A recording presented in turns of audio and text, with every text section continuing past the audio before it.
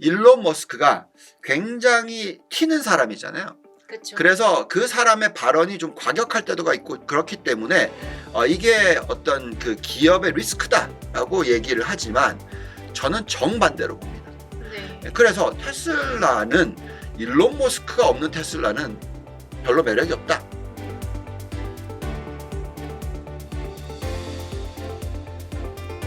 테슬라 얘기를 빠뜨릴 수가 없습니다.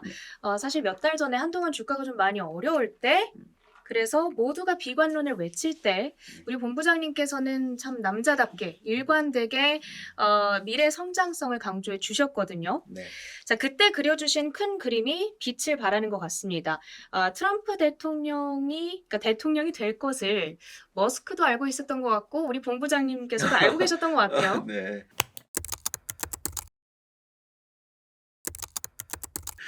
글쎄요. 뭐 이런 거죠. 저는 사실 트럼프 대통령에 대한 어떤 그 매력은 느끼지 못해요. 네. 인간적인. 네, 인간적으로 봤었을 때 정말 별로 좋아하지 않습니다. 게다가 우리나라한테는 정말 안 좋은 사람이죠. 그래서 별로 좋아할 수가 없어요. 네. 근데 일론 머스크가 딱 나타나서 나는 트럼프를 지지한다. 딱 그랬었을 때 제 마음은 완전히 변했습니다. 왜냐하면 그만큼 일론 머스크가 제가 판단하는 아까 남자라고 얘기하셨는데 대단한 사람, 남자라기보다는 대단한 사람이다. 정말 나보다 한 살 어린데 존경할 만한 사람이다. 앞으로 이 사람이 인류를 위해서 정말 큰 일을 할 것 같다라고 생각하는 그런 사람입니다. 그렇기 때문에 나이를 막론하고 어떠한 뭐 부를 창출하거를 떠나서 어떠한 생각으로서 자신의 하루하루를 살아가느냐 이게 너무 보이거든요. 예, 그런 모습이 정말 매력 있다고 생각하고요. 그거는 이제 인간적인 부분을 떠나서 이제 봐야 되는 부분은 도대체 테슬라가 무엇을 하고 있느냐.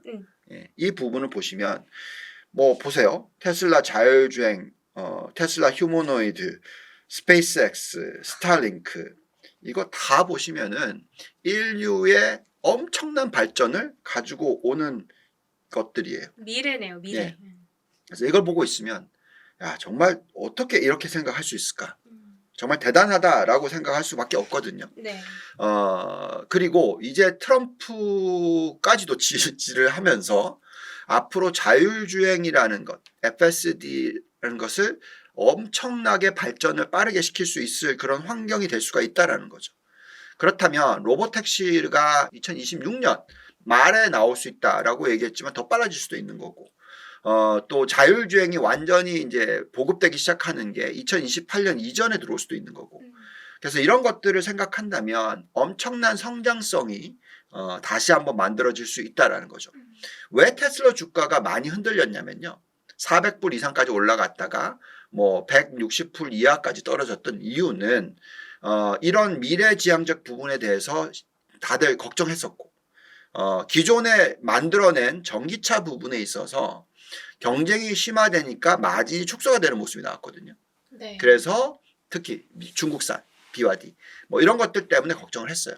근데 이게 지금 보면은 하드웨어입니다. 그게 AI에 있는 하드웨어고요. 그거는 중국 같은 회사들이 막 이렇게 치고 들어오면 마진이 줄어들 수 있어요. 근데 중요한 거는 이제 소프트웨어가 들어옵니다. FSD가 들어와서 자율주행이 들어오면 중국이 이걸 쫓아갈 수가 없어요. 우리도 지금 못 쫓아갑니다. 이거를. 그러면 이게 활성화되면 전체적인 마진율을 확 올려줍니다. 그래서 모든 사람들이 테슬라를 사고 싶어 하게 되는 거죠. 자동차를. 그리고 테슬라를 자동차를 안 산다 그러면 FSD를 테슬라한테서 사와야 되는 거죠. 네네. 이런 것으로 갈 수 있다는 겁니다. 그러니까 이 사람은 아주 큰 그림을 그리고 있고 뭐 당연하겠죠. 몇 년 안에 뭐 화성 가겠다는 사람이니까 굉장히 계획적이고 모든 부분을 다 생각하면서 해나가고 있다는 것을 느낄 수 있기 때문에 상당히 그 분의 매력, 그러니까 그분이 있기 때문에 저는 테슬라가 좋은 거지. 어떤 분들은 이렇게 얘기해요. 일론 머스크가 굉장히 튀는 사람이잖아요.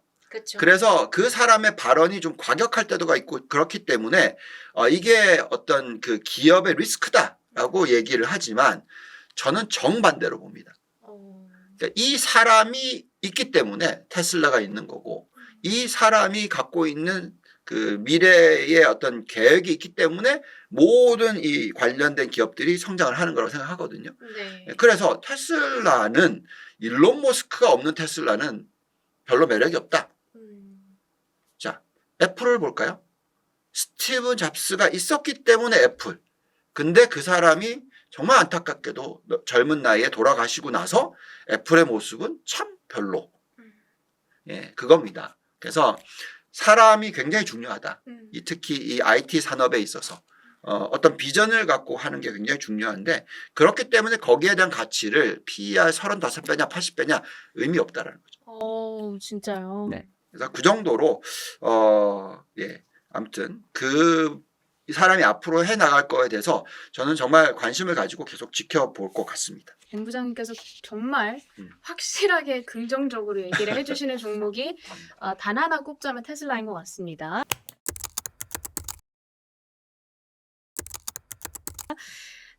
그리고 머스크가 이제 대놓고 좀 애정을 드러내고 있는 게 또 우주항공 분야잖아요. 이 네. 우주항공 관련 투자에 대해서는 어떻게 보세요? 자, 이제 어떤 산업이든 간에 그게 이제 우주항공이 됐던 요즘에 최근에 또 AI 전력 필요가 강하다라고 해서 얘기하는 게 원자력. 그쵸. 예, 이런 것들 얘기 많이 하죠. 또 어떤 산업이든 간에 우리가 흔히 말하는 신성장 산업이란 게 나와요. 그게 옛날에 뭐 신재생 에너지가 됐던 지금 나오고 있는 이 AI 관련된 것들이든 뭐든 간에 또 옛날에 또 전기차 뭐든 간에 이게 새로운 기술이잖아요. 네네. 보통 이제 새로운 기술이 나오게 되면 거기에 대한 인프라를 깔아야 되기 때문에 엄청난 비용이 들어가요. 그렇기 때문에 적자로서 시작을 합니다, 당연히. 그리고 돈을 빌려와서 또는 뭐 주식을 발행을 해서 그러니까 증자를 하든 이런 식으로 하면서 자금을 조달해서 성장을 시작해요. 근데 그렇게 하다가 보통 망하는 회사들이 있고요. 네. 성공하는 회사가 있어요. 그거는 뭐가 결정할지 잘 모릅니다. 물론 당연히 기술력은 중요한 거고. 그러니까 똑같은 기술력을 갖고 있는데 누가 성공하고 누가 성공하지 못하고는 뭐 사실 잘 몰라요. 그래서 저는 어떨 때 투자를 하냐면 아무리 좋은 신기술이고 이게 앞으로 미래 기술일 거고 정말 큰 변화를 일으킬 거다. 그게 전기차였어요. 그렇다 하더라도 어떤 회사 하나가 적자에서 흑자 전환하는 모습을 만들어내야지 투자를 합니다. 현금 흐름이 플러스 전환이 돼야지 투자를 합니다. 왜 그러냐면 그 회사는 자체적으로 성장이 가능해지기 때문에. 네. 그래서 다른 회사들보다 훨씬 더 많이 치고 나갈 수 있기 때문에. 그리고 나중에 이 산업에서 시장 점유율 절반을 가져갈 수도 있기 때문에. 그게 중요한 포인트입니다. 그래서 질문을 하셨던 부분에 있어서 지금 우주항공. 글쎄요. 아직까지는 흑자가 아니거든요. 아하. 예. 아직까지는 돈을 쓰고 있어요. 네네. 그것이 연결되어 있는 기업 중에서 뭐 로켓 랩이라는 회사도 있고요. 그러니까 테슬라가 계속 위성을 쏘아 올리거든요. 그리고 더 다음으로 많이 쏘아 올리는 게 이제 로켓 랩이라는 회사가 있어요. 테슬라는 스페이스X는 비상장이기 때문에 잘 안 보이잖아요, 숫자가. 그렇죠. 그래서 로켓 랩이 어떻게 되는지 보시면서 그거의 숫자가 흑자 전환이 되는 시기, 될 것 같은 시기 좀 전에. 왜냐하면 스페이스X 시장 점유율 당연히 1등이기 때문에. 그러니까 그쪽에 그때 들여다보시는 게 맞지 않나. 어허. 예. 그러니까 우주항공에 대한 투자는 너무 빠른 것도 좋지 않다. 근데 제가 볼 때는 당연히 테슬라의 기술력을 누가 쫓아가겠습니까? 네. 예, 뭐 쏘아 올렸다가 다시 안착시키는 것도 하고 이제는 뭐 거리에다 거는 것까지 하는데 대단하더라고요. 대단하죠. 네. 그래서 그런 걸 봤었을 때 당연히 관심 가지셔야 되고 근데 타이밍은 조금 천천히 하자. 수익성이 만들어졌을 때 투자를 해도 늦지 않다. 네. 예, 이렇게 판단하고 있습니다. 좋습니다. 흑자 전환이 포인트고 그거를 엿볼 수 있는 종목으로는 로켓 랩을 잘 들여다보시면 될 것 같고요. 자, 원전 말씀 살짝 주셨는데 네. 관해서도 질문 드릴게요. 네. 사실 저희 지난번에 인터뷰할 때 AI 산업 성장에 부수적인 수혜를 누리는 네. 이런 부수 테마보다는 그 메인 테마 AI 자체를 보는 게 중요하다. 그런 말씀을 주셨는데 지금 어쨌든 트럼프 대통령이 당선이 됐고 그리고 원자력에 대해서 긍정적인 기조를 갖고 있단 말이에요. 네. 혹시 의견의 변화가 좀 있을까요? 아니요, 똑같습니다. 뭐 트럼프가 당선이 됐다 그래서 원자력에 대한 어떤 그 우호적이다 하더라도 어느 정도의 지원책이 나오느냐 똑같아요. 그래서 만약에 트럼프가 엄청난 세제 혜택을 갖고 왔어요. 그 세제 혜택 때문에 흑자가 전환이 된다. 원자력 회사가. 그럼 투자해야죠. 근데 흑자 전환이 안 되는 정도 수준이다. 자체적으로 생존할 수 있을 가능성에 대해서 아직까지도 의구심이 있다라는 거죠. 지원을 받는데도 생존을 할 수 있느냐 없느냐 이런 게 있단 말이죠. 네네. 똑같습니다. 신재생 에너지가 민주당 정권에 의해서 엄청나게 지원책을 받아요. 근데 계속 흑자가 안 나는 기업이 있고 흑자가 나는 기업이 있어요. 근데 흑자가 나는 기업은 투자해도 되죠. 근데 흑자가 안 나는 기업은 투자를 하면 안 된다라는 거고요. 마찬가지로 이 원자력에 대한 관심 가져야 되는 거죠.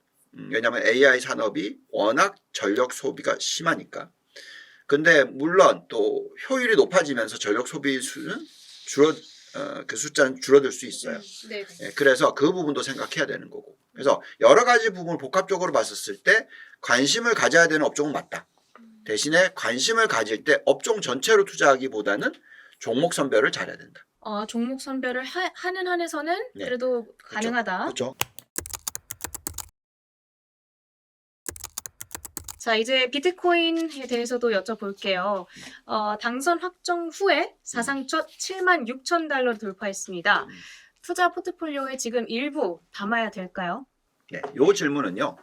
트럼프를 이해하고 경제를 이해한다면 답이 나오는데요. 트럼프가 얘기하는 건 자꾸 자기가 무슨 파웰을 어떻게 할 수 있고 금리를 어떻게 할 수 있고 자기가 어떤 독재자의 모습을 보이잖아요. 그런 부분에 있어서. 네. 그러니까 무슨 얘기냐. 대통령이기도 하면서 통화정책까지도 자기가 뭐 휘두를 수 있는 것처럼 얘기를 합니다. 근데 그거를 하려면 중앙은행이 있으면 안 되겠죠. 예, 그래서 비트코인 얘기를 하는 거죠. 비트코인은 사실 중앙은행하고는 연관성이 좀 덜하죠. 그죠?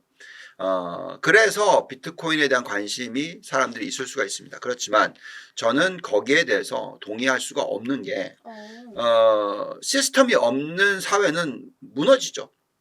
예, 중앙은행이 없는 어떤 통화정책이라는 것은 저는 말이 안 된다고 생각합니다. 그래서 비트코인도 당연히 쓰임이 있고 또 다체 자산으로서 어느 정도의 자리를 매김할 수는 있으나 기축통화를 바꿀 수는 없다는 거죠. 네. 예, 대체할 수는 없다는 거죠. 그렇기 때문에 이거는 그냥 하나의 기술력으로 보시고 앞으로 어느 정도의 성장을 할지 그게 이제 AI 산업이 성장을 하면서 얼마나 이제 자금이 왔다 갔다 하는 것을 비트코인으로 이용을 하게 되는 건지 이런 식으로 보시는 게 맞습니다. 그래서 만약에 나스닥이 이제 앞으로 연간 단위로 10%, 20%, 30% 상승을 한다면 비트코인도 비슷한 수준으로서 상승할 수 있을 정도지 뭐 어떤 분들이 비트코인이 막 지금 가격 대비해서 막 10배 간다더라, 100배 간다더라 막 이런 거는 정말 트럼프가 자기가 정부인데 예, 무슨 시스템을 망가뜨리지 않는 이상 예, 불가능하다고 생각하고요. 그래서 일정 부분만 좀 보시는 게 좋지 않나라고 생각이 듭니다. 알겠습니다. 자, 이렇게 새 시대에 접어들면서 또 미국 행정부의 변화를 맞이하게 되면서 고민도 많은 시기고 불확실성이 짙은 시점인데 본부장님께서 오늘 또 중심을 잘 잡아주신 것 같습니다. 지금까지 유한타증권의 글로벌 자산 배분 본부 유동원 본부장님과 함께했습니다. 고맙습니다. 감사합니다.